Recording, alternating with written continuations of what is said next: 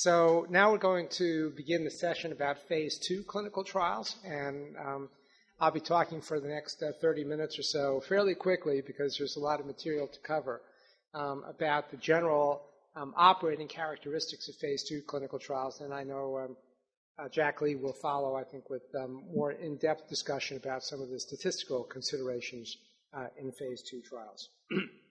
So, and I want to acknowledge in advance my thanks to Lillian Sue for sharing some of her slides with me on this topic. So we've been talking all throughout yesterday and then again today about different types of clinical trials, and we make these fairly arbitrary designations of phase 1, which is basically to describe human pharmacology, phase 2, which would be considered therapeutic exploratory studies, that is, does the drug have any therapeutic activity, phase 3 studies, which are therapeutic confirmatory. Can we actually confirm the activity and benefit of the new treatment? And then phase 4, therapeutic use studies. How do we optimally apply a new therapy in the context of all of the available therapies in a particular patient population? I would say, and I think it came out yesterday, that many of these designations are increasingly arbitrary. In the way new drugs are being developed these days, there are certain things we always need to know about any new drug. We need to know what is a safe dose to give. We need to know what its toxicity profile is. We need to know about dose concentration relationships. We need to know about dose toxicity relationships. We need to know if the drug has activity in treating any particular disease. Ultimately, we need to know how does the drug compare to prevailing standards of care in treating a disease. And increasingly, with the targeted anti-cancer drugs, we need to know whether we can identify prospectively a patient population most likely to benefit from the drug or unlikely to benefit from the drug. So we need that universe of information about every drug that we develop. How we get it, when in the drug development process we get it, I think is where some of the blurriness is occurring between these different phases of development, because we can obtain bits and pieces of this information all throughout the drug development process as long as we do it in a scientifically valid way and have good quality information. So typically the goals in doing a phase 2 trial are to estimate the activity of the new agent, to describe further its toxicity, to develop relationships between pharmacokinetics and pharmacodynamics. And it's best to do this in phase 2 because typically you're using a fixed dose of the drug. You're no longer doing dose finding. So you can keep the dose constant and look at relationships between exposure and effect of the drug. That's what a PK-PD correlation is. And then you can confirm whether or not the drug-target interaction that you've hypothesized is actually occurring or not. So there are a number of essential elements of doing phase 2 trials. Why are we doing the trial? Well, that's what's reflected in writing the objectives and hypothesis for the study. Any clinical research project is best conducted if there's one clearly stated primary hypothesis that you must get the answer to for the study to be considered successful. You can have a limited number of secondary objectives, but it's really the primary objective that defines all of the parameters of how the study is conducted. So for most phase 2 studies, the primary objective is to provide an estimate of the clinical activity of a new drug or new treatment approach. So an example of how to write this in an objective of a protocol might be the objective is to determine the objective response rate, CR plus PR, of new drug A in patients with advanced cancer X, or to determine the 6-month progression-free survival rate of the combination of 2 drugs, A and B, in patients with recurrent or metastatic cancer Y. And as you can see, these are examples where we've tried to phrase it very clearly, very precisely, so that the objective of the study is very clearly described. You obviously need to define your endpoint in doing a phase 2 study. How are you going to determine if the drug has activity? That can be through measuring objective response rate, or it can be through some other endpoint that is specified in the protocol, and I'll get into more detailed discussion about endpoints in a minute. You should define upfront what you consider to be your level of interest in continuing to develop the drug. That is, are you looking for a response rate of 20%, of 40%, of 60%, and in what patient population?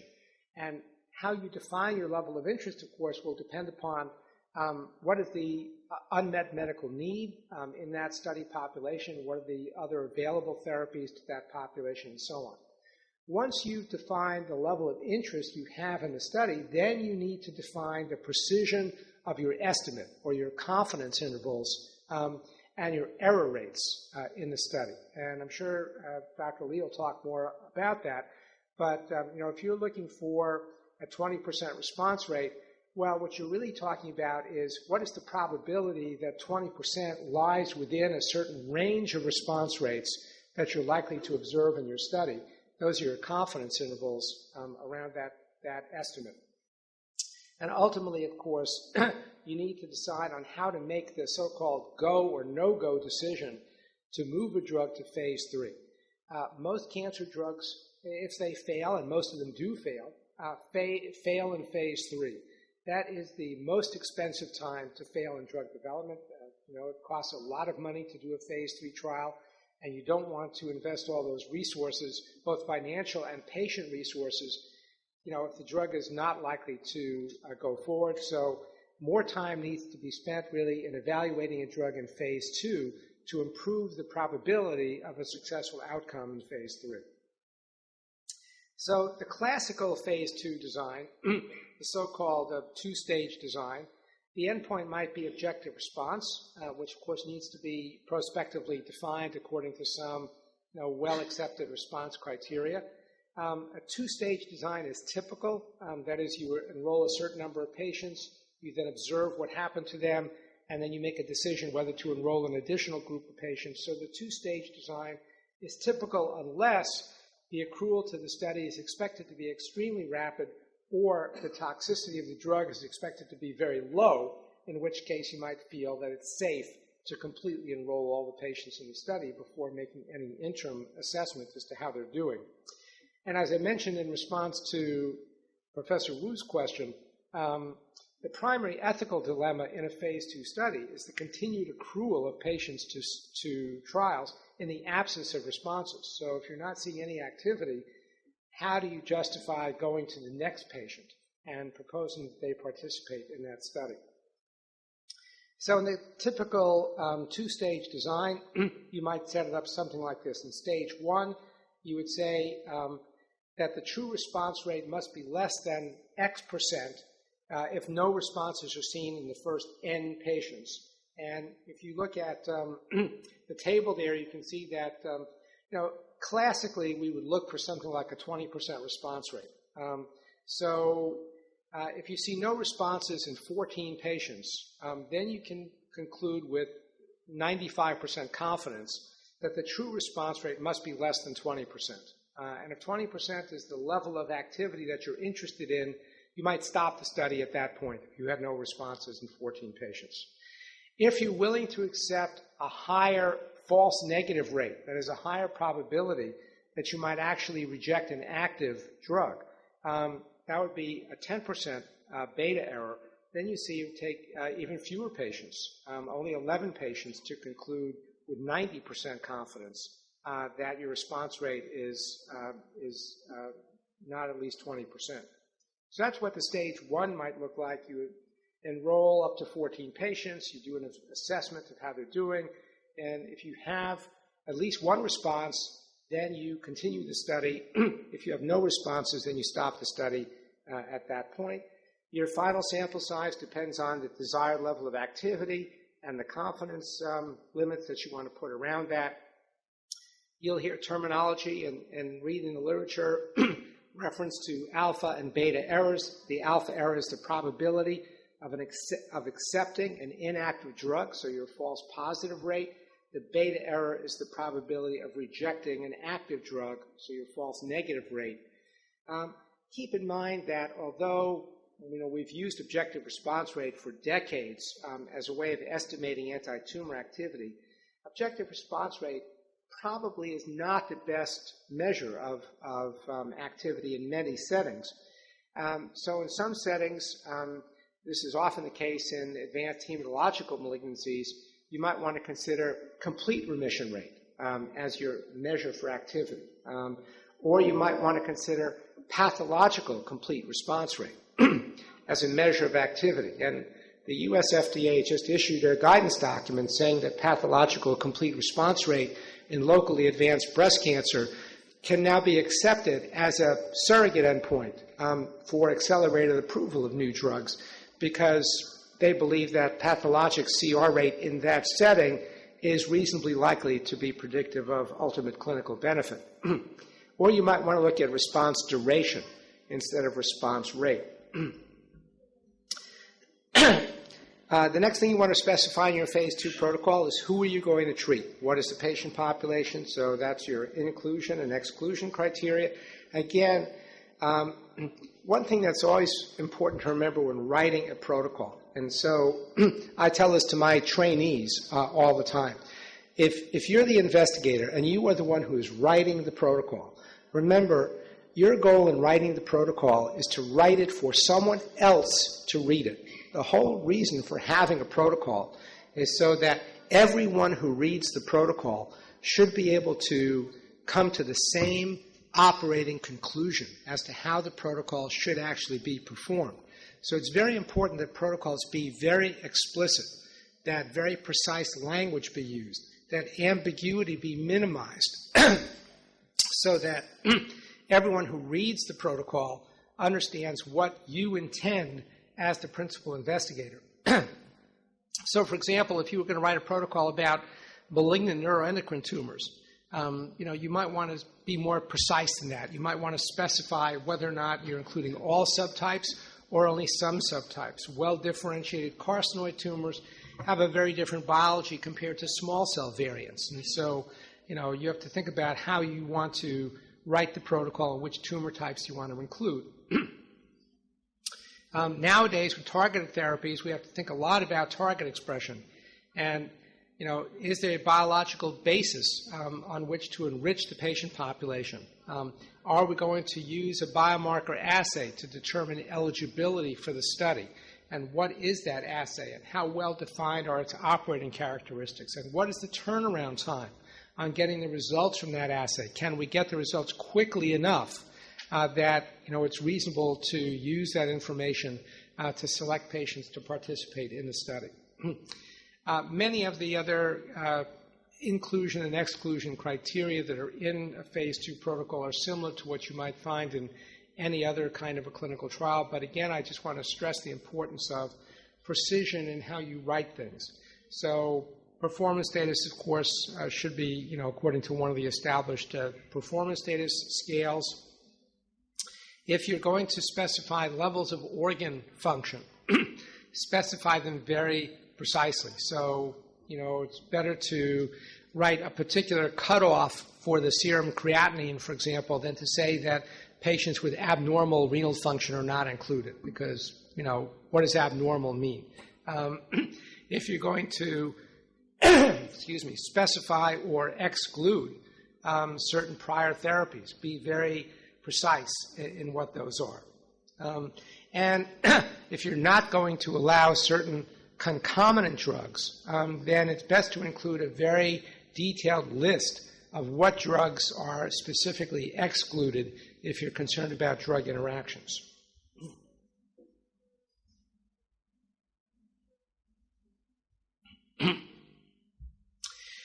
Next, of course, is to specify the treatment plan in the protocol very precisely, the drug, the dose, the schedule, the supportive care that is required in the protocol, dose modifications. Dose modifications are parts of the protocol that are the most frequently subject to misinterpretation, because you think you are writing very clearly how a dose modification should be made, and if you ask 3 of your colleagues to read that section, you might get 3 different interpretations of what you mean. So again, I think writing the dose modifications very carefully and getting feedback from colleagues is very important. On the dosing details, the only thing I want to point out there is very important, particularly these days with the increasing study of oral drugs, to specify whether the drug is going to be given fasting, fed, and if fed, with what kind of meal, high fat, low fat, etc., or whether or not you don't care, whether the drug is being given fed or fasting. We're seeing many, many examples now with oral cancer drugs where the rate of absorption or the extent of absorption of the drug is substantially influenced, oftentimes increased, in the fed state. If you know something about the pharmacology of the drug that suggests a food effect, you might want to take that into consideration in how you write the protocol. Endpoints, again, specifying the endpoint and how it's assessed is very important. So let me get on to talking about that in a little bit more detail. So tumor response, of course, is in many ways a gold standard endpoint for assessing activity of the drug. It has the advantage that tumors are unlikely to shrink spontaneously, so that if you give the drug and the tumor shrinks, you can be reasonably confident that that is in fact a drug effect.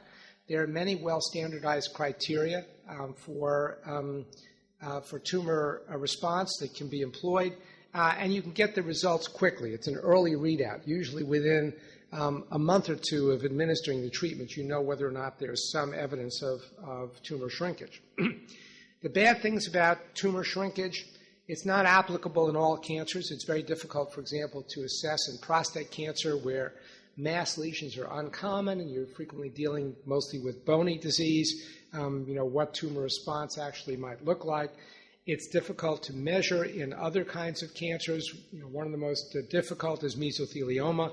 Because of the anatomical characteristics of that tumor, it's hard to measure the so-called rind or peel around the pleural cavity that represents, what the tumor is.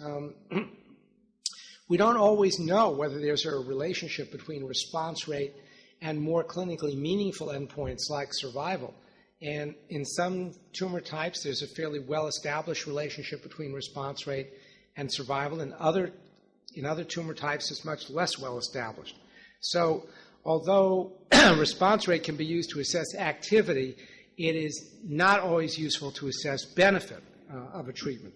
And of course, response criteria are largely arbitrary. They're developed by groups of experts who sit around the table and try to decide on, what is a meaningful way to describe tumor responses. And they have changed over the years, of course, and continue to evolve. It's interesting, of course, all of us who've done clinical trials know that results in phase 2 often are far superior to the results that we ultimately see in phase 3.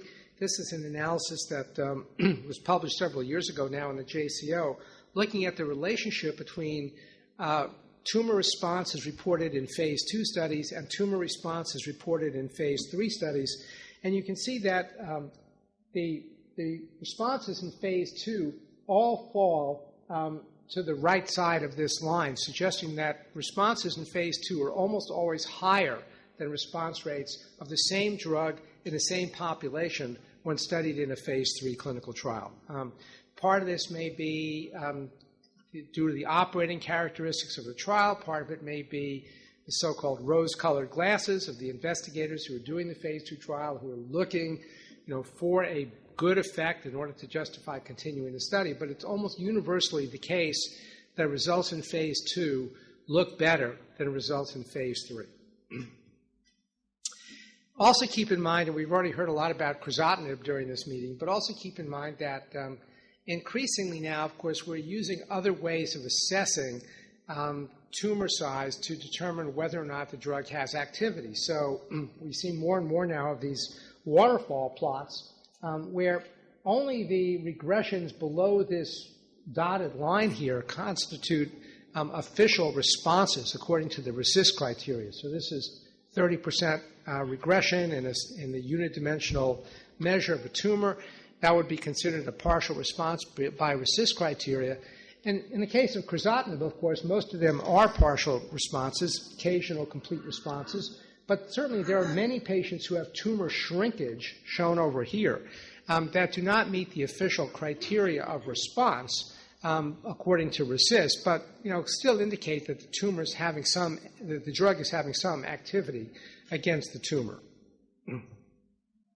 Now, if you don't expect the drug to actually produce tumor shrinkage, then you need to look at some other endpoint in your phase 2 study. You can look at absence of progression at some specified time point. So, the tumor, the percentage of patients without progression of disease at 60 days or at 90 days. You can look at time to progression. In both of these circumstances, you need randomized controls unless you have a very good understanding of the natural history of the tumor, because you have to be able to control for the intrinsic growth rate of the cancer. And just by observing in an uncontrolled fashion the rate of progression, it's very hard to know whether you're seeing a drug effect or whether you're just seeing the particular characteristics of that individual or that population of patients who are in your study. So the advantage of using so-called time-to-event endpoints in phase 2 studies are that they probably do reflect biological activity, and in many ways they can be more clinically meaningful than response rate for some drugs. We know of many examples, drugs like sorafenib and sunitinib and others that produce very, very low objective response rates, but have very, very meaningful delay in tumor progression and even improvement in overall survival in some tumor types. So these time-to-event endpoints can be very good, but they're very difficult to assess reliably. There are variable definitions. They can be influenced by the frequency of the observation, and importantly, they can be influenced, of course, by the natural history of the tumor's progression. This is just an example I'll show you. So, here's a patient treated with a drug. This patient has clearly progressive disease after a short period of time. This patient has an initial response. The response is maintained for about 6 weeks, then they have rapid progression by 18 weeks of treatment. But this patient clearly is a responder. This is a patient who had a minor regression of their cancer, but that was prolonged for a long period of time before progression occurred. Now you could say, well, which patient benefited more from the treatment? The patient who had a transient response or the patient who had prolonged minor regression of the cancer? And of course, again, it depends on the circumstances of the individual patient, but many people would argue that this patient, in fact, is the one who had the greatest benefit from the treatment. Oops. Now, these are very difficult endpoints to assess. The precision depends on the identification of all lesions at baseline and on the frequency of evaluation. If you are assessing a patient every 2 months or every 3 months, I can guarantee you that the patient who's being assessed every 3 months will have a longer time to progression than the patient who's being assessed every 2 months, even if the drug is having exactly the same effect in the patient population. Also keep in mind that the assessment of time to progression is always an estimate, since the actual progression occurs between observations. So, you observe the patient at time X, there's no progression. You observe them again at time Y, there is progression, but you don't know exactly when in that interval the progression actually occurred, so you have to make an estimate. As I mentioned, in most cases this requires a contemporaneous control for the rate of progression in the absence of a treatment effect, and oftentimes studies that are unblinded are subject to bias, so-called ascertainment bias, because as a physician you may have a bias about how likely the drug is to be benefiting your particular patient. In some cases, if a patient presents with a new symptom, you may rush them in for an evaluation if you think the drug is not likely to be helping them. But if you think the drug is likely to be helping them, the same patient with the same new symptom, you may say, well, just wait another month or so to your next scheduled evaluation, and then we'll see how things are looking. So you have to be very careful to not introduce bias into these types of studies. Progression-free survival is essentially the same endpoint as time to progression, except that it also includes the survival events. So it's a nice endpoint. It really includes all patients in the analysis. The endpoint is reached sooner than overall survival, and there's no crossover effect, which, as I'll come to in a minute, is a big concern with many studies that have overall survival as an endpoint. The big problem with progression-free survival, and even with time to progression, is the definition of progression. And it's becoming more and more complicated as new classes of drugs are being introduced into clinical testing. So historically, we've always accepted death due to cancer as evidence for progression, the appearance of new lesions as evidence for progression. Typically, we've accepted an increase in the size of existing lesions as evidence for progression, although I put a question mark there now because, as I'll show you in a moment, there are examples where that may not always be the case. And then we have other things that we tend to follow clinically that are not necessarily accepted as regulatory standards for tumor progression. So an increase in tumor metabolism on a FDG PET scan, or an increase in the plasma level of a tumor marker, or a decline in the patient's performance status, or increase in their symptoms. We know when we see that patient in the clinic that they're probably progressing, but those typically are not included as formal definitions of disease progression in a protocol. Here's a great example of the drug Ipilimumab that has now been introduced for treating advanced metastatic melanoma. So here's a patient with melanoma at the time of screening. They're started on Ipilimumab therapy. After 12 weeks, my gosh, that CT scan looks much, much worse. So ordinarily you would say, clearly this patient has progressive disease. They should be removed from the study. However, in this particular example, the patient was allowed to continue on treatment. Now at week 20, the lesions are shrinking. And at week 36, the lesions are essentially gone. So I think when you begin to see examples like this, it questions our traditional definitions about what do we mean by progressive disease. And we have to understand the biology that underlies these types of observations more clearly, but we may need to be revising our definition of progressive disease as some of these new agents are introduced into clinical use. Survival as an endpoint is the classic gold standard endpoint because it's a good estimate of both benefit and toxicity, right? If the drug kills the patient, then clearly it's going to have an adverse effect on their survival.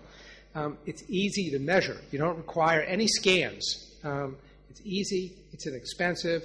You can assess it frequently. All you have to do is, contact the patient and find out if they're dead or alive. So it's a very easy endpoint. The big problem with survival is it takes a long time to reach it, and depending upon the study population, it may take decades if you're doing an adjuvant study in early stage breast cancer, for example, or it may take only weeks or months if you're doing a study in advanced pancreatic cancer. And the concern about the survival endpoint is that it can be influenced by subsequent lines of therapy that may confound the observation of the effect of the drug you're studying on the patient's survival. Here, too, I personally question how much of a real concern that is if you have a really good drug. So I give you the example here of the registration study for Herceptin, for trastuzumab, in patients with advanced breast cancer.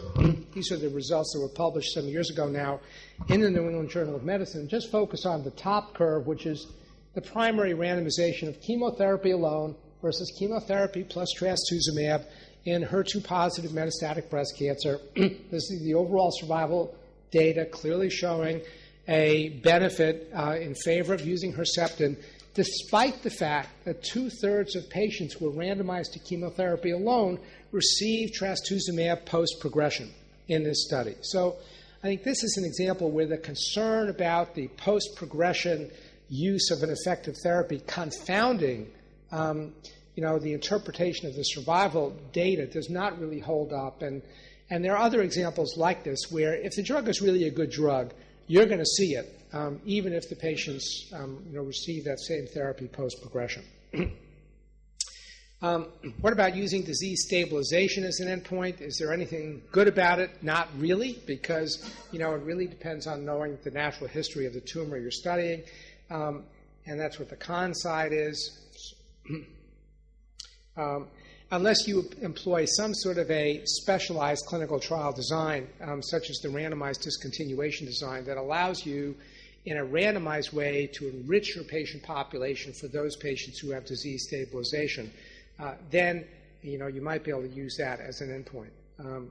So what are some of the design options for phase 2 studies? I'll go through this fairly quickly because I think Jack will elaborate on some of these things. There are many. I'm not going to spend a great deal of time on them.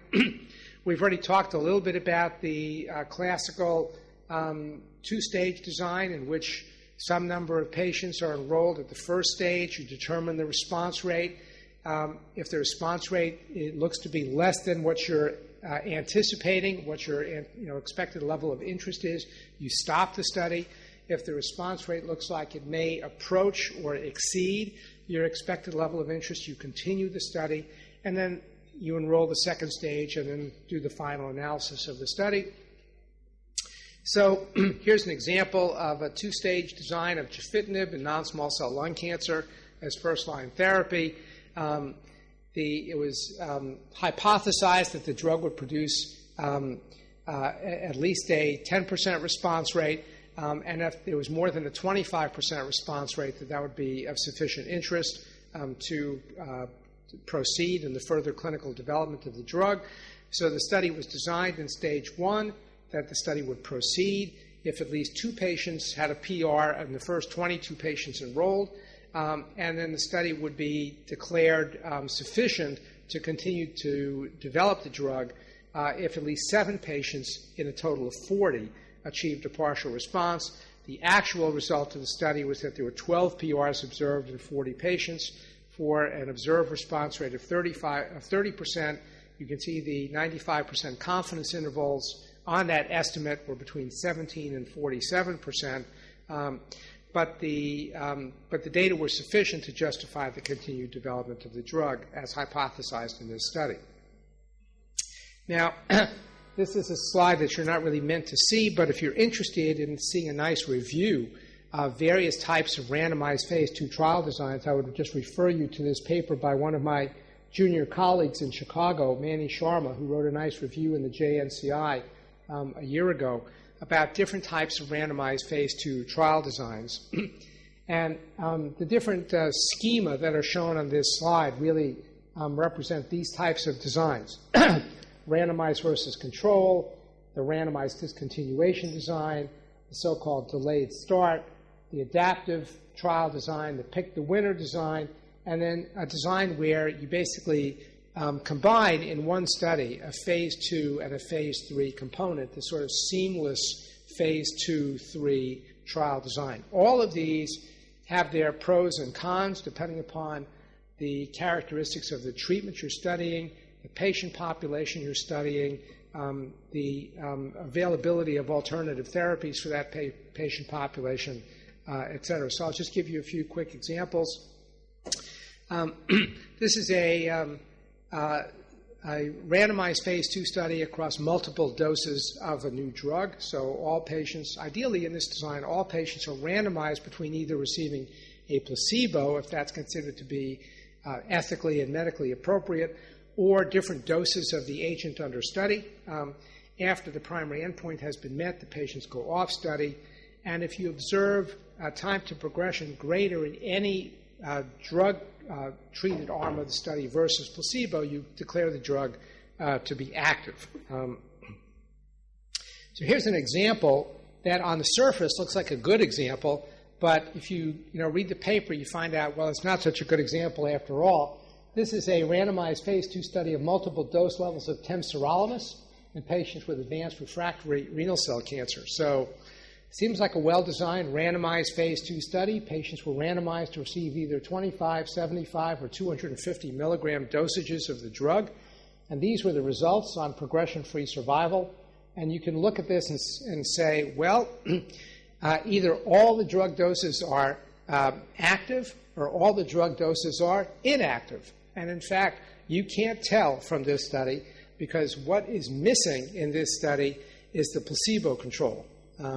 So, if the placebo arm was down here, you'd say all the drug doses are equally active. If the placebo arm was over here, you'd say all the drug doses are equally inactive. So you have to be very thoughtful in designing these randomized studies.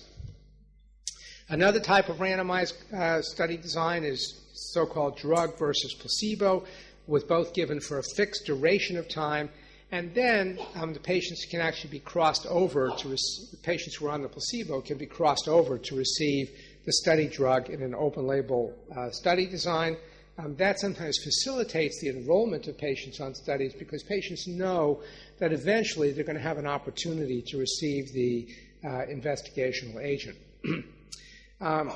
The randomized pick the winner design is really a selection design to evaluate 2 or more experimental agents to determine which might go forward into phase 3 testing.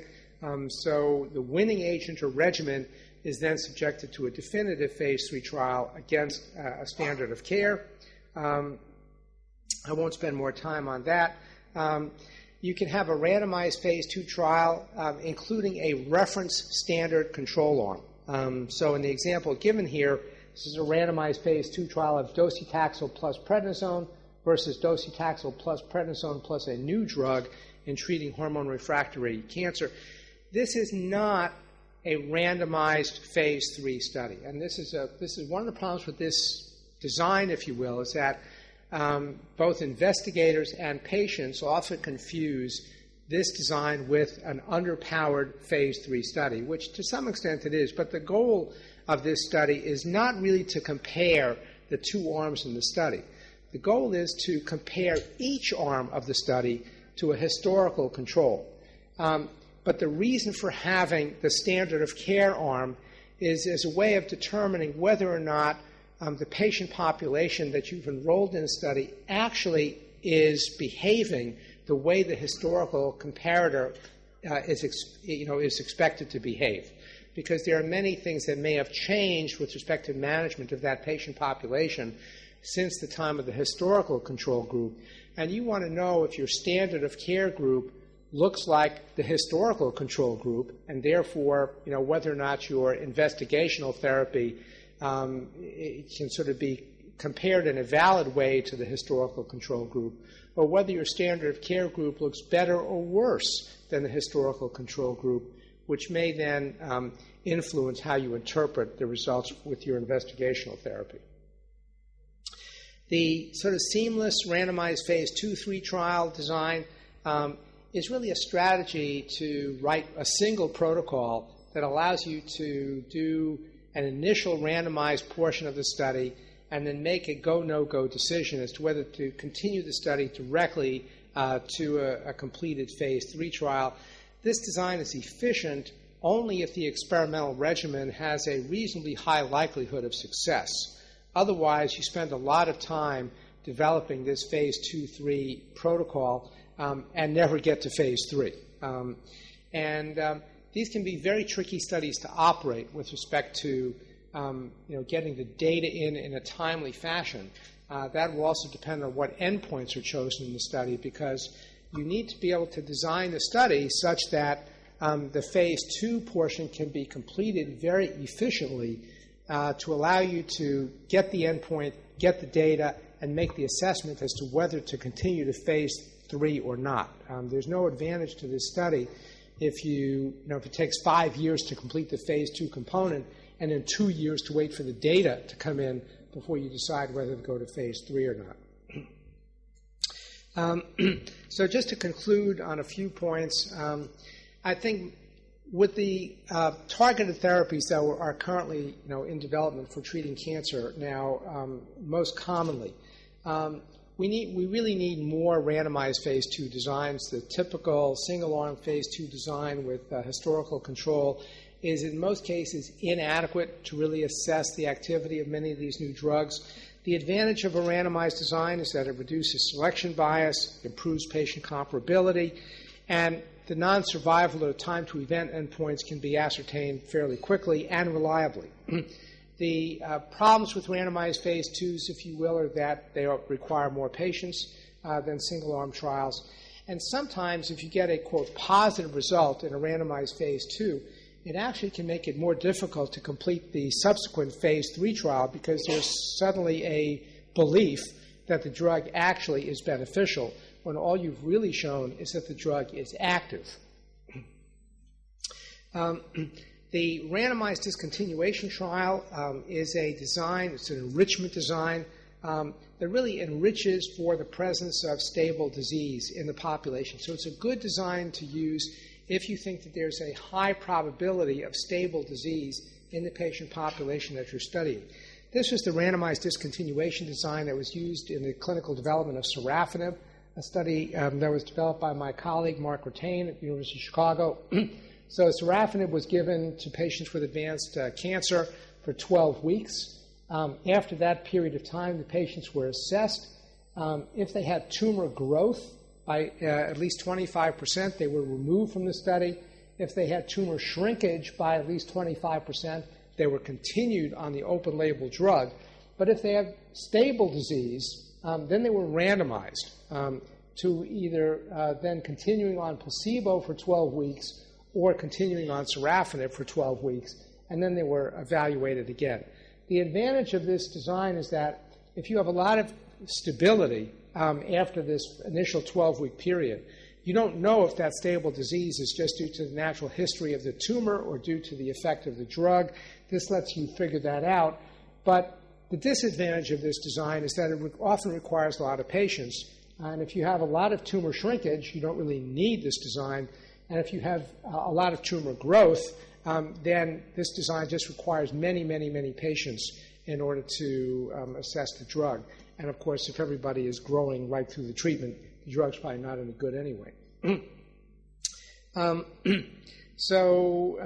I said, the advantages of the randomized discontinuation design is it can decrease the heterogeneity of the randomized patients. It may increase the statistical power of the study. It evaluates true disease stabilization, and it minimizes the use of placebo. One of the things that patients like about this study is that everybody gets exposed to the active drug right from the start, or the investigational drug right from the start. And it's only after you're proven to have disease stabilization that you are at risk then of being randomized to placebo. The negative things about it, as I mentioned, it sometimes requires a much larger sample size. It can take a long time to complete. Many patients never get to stable disease and therefore never get randomized, and so on. So generally speaking, and this is a nice review that Lillian contributed to in the JCO a few years ago, if you're looking at the advantages or disadvantages of a single-arm versus a randomized phase 2 trial, think about it in this way. The advantages of the single-arm trial are that it's pretty simple, pretty easy to do, requires a relatively small sample size. The big disadvantage of it is that, particularly if you're going to use any endpoint other than tumor response, you really need a very well-characterized historical control group, or you're going to have a study that's going to be completely unreliable in its interpretation. The advantage of the randomized phase 2 study, particularly for time-to-event endpoints, is that it provides a contemporary control group. It may enhance the collection of biospecimens, which is useful in evaluating predictive biomarkers. But the disadvantages are that it may require a much larger sample size, and the statistical parameters may be a bit more complicated. So if you have a limited number of patients available, if you have a drug that is likely to produce tumor response, and a population of patients where you have good historical data, you may want to consider the single-arm phase 2 study. But if you have a large number of patients available, if you're going to use progression-based endpoints, if you're going to be adding a new drug to a standard combination, and particularly if you have inadequate historical data, you probably want to do a randomized trial. And one final point I'll leave you with regarding historical control groups. Remember, if you are trying to select patients based on a biomarker, then almost certainly you will not have an adequate historical control group, because in most cases the biomarker never existed before you set out to do your study. So you can't possibly have an adequate historical control group, and you can easily be misled in your study results. I'll give you two quick examples. One, of course, is the patients with non-small cell lung cancer with EGFR mutations, and those tumors are known to have a more favorable prognosis than non-small cell lung cancer that's not otherwise selected. So if you were studying a new drug in an EGFR mutant population and show a more favorable progression-free survival, that can be entirely because of the patient selection and have nothing to do with the drug. Similarly, if you were studying acute leukemia and we're looking at a patient population with FLT3 mutation, which is a population known to have a much worse prognosis, you might have an active drug but still have an inferior outcome compared to an unselected historical control population because the behavior of the population is so much worse when they have a FLT3 mutation. So you have to be very careful in doing biomarker-based trial designs. And in almost every case, you will not have an appropriate historical control group, and you'll have to do a prospective randomized study. So just to conclude, let me remind you that phase 2 trials are generally exploratory studies and are rarely definitive. They are used primarily to exclude inactive therapies. Results must be interpreted cautiously and in the context of other available treatments. They provide an estimate of clinical activity and provide additional safety information and help to inform the so-called go, no-go decision. And they require confirmation in phase 3 trials. So thank you very much.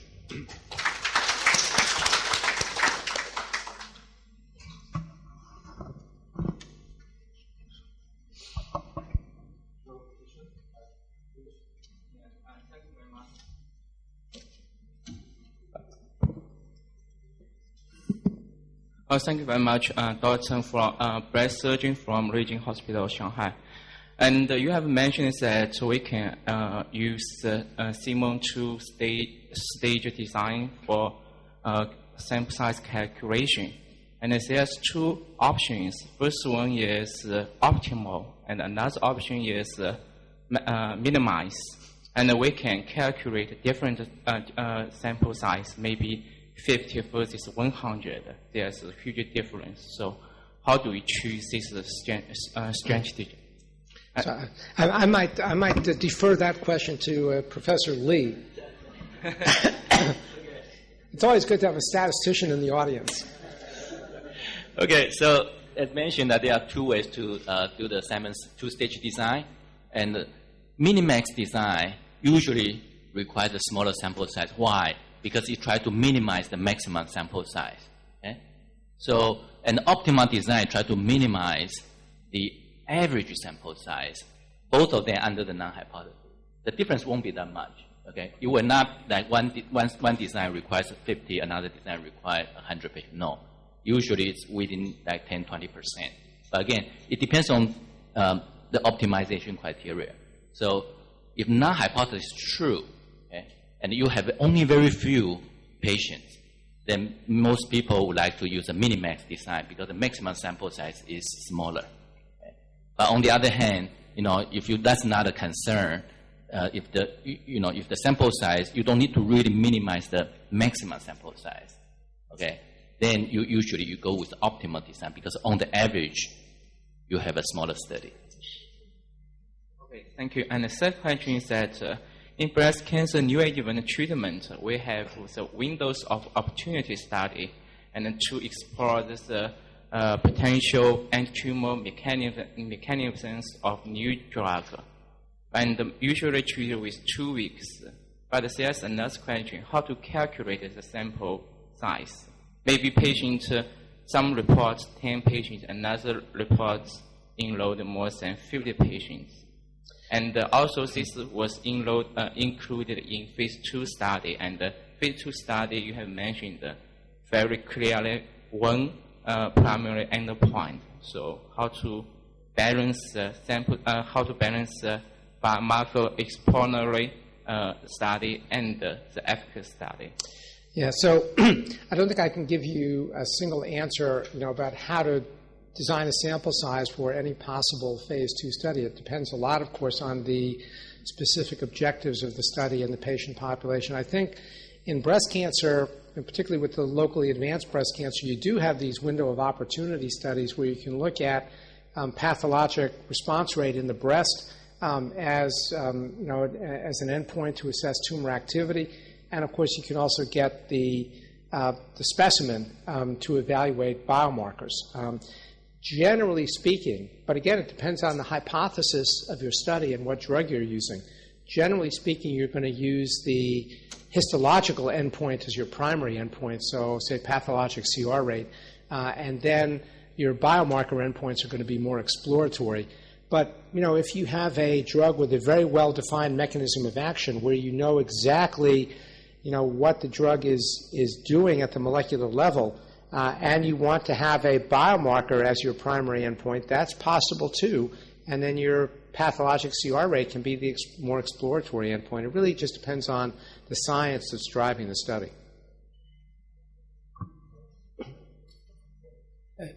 Thank you so much, Schilsky. It's really enjoyable and thoughtful presentation about the phase 2 study, and especially you give us about your suggestion and also the background information about the comparison of phase 2 designs. I have 2 questions.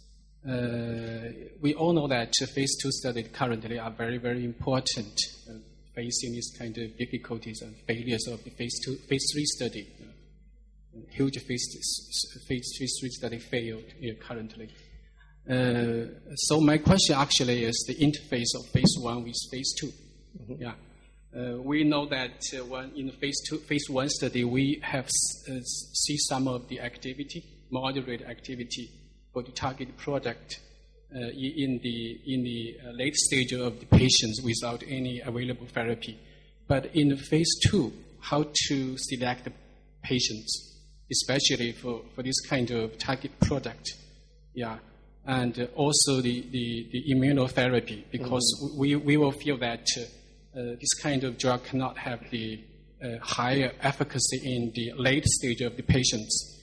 Yeah, can we find some of the way from the perspective of clinical and also the statistical consideration to choose the early stage patients? Yeah. For example, the first line of the patients, if we have already saw some of the moderate activity, how to deal with the ethical problem? No, I think 2 very important questions. So, with regard to the first question, I think as I mentioned earlier, and I think as Lillian said yesterday, with the targeted therapies, particularly, we've seen many examples now where the drug is hitting a driver mutation that we know is clearly important in the pathogenesis of the tumor. We're seeing activity in phase 1 studies. So the line of, between phase 1 and phase 2 starts to become very blurry at that point. And I think, what you can then accomplish in those studies is to do the dose finding and the pharmacokinetics in the phase 1 portion of the study, and then to do an extension cohort or multiple extension cohorts in the phase 1 study at the recommended phase 2 dose to better define the estimates of activity, and in many cases actually achieve the goals of phase 1 and phase 2 in a single study. And we're seeing more and more of those studies being done these days. With respect to things like immunotherapies, now I'm not an expert in immunotherapy, but I take your point, and it's a very important one. If you think that a new immunotherapy is most likely to work in patients who have the smallest possible tumor burden, then how do you define the optimal patient population to study those therapies in? I think that's a very interesting and complicated study. You can look for patients who have a clinical situation where they have a low tumor burden but a high probability of disease recurrence. So an example might be a patient with liver metastases that have been resected, where the tumor burden is minimal, but the likelihood of recurrence is very high, so you know that there's likely to be microscopic residual disease. and see if you can use an immunotherapy to reduce the risk or the time to recurrence compared to some standard of care or observation. So I think that's a good a good clinical situation in which to explore those kinds of questions. Now, that said, we also know that some immunotherapies like Ipilimumab are showing activity in patients with far advanced metastatic disease. So I wouldn't rule out the possibility of just developing those drugs in a more standard way in patients with advanced cancer. But, if you think the drug is only likely to work in patients who have a minimal tumor burden, then you need to look for a clinical circumstance where the tumor burden is minimal, but the probability of disease recurrence is high.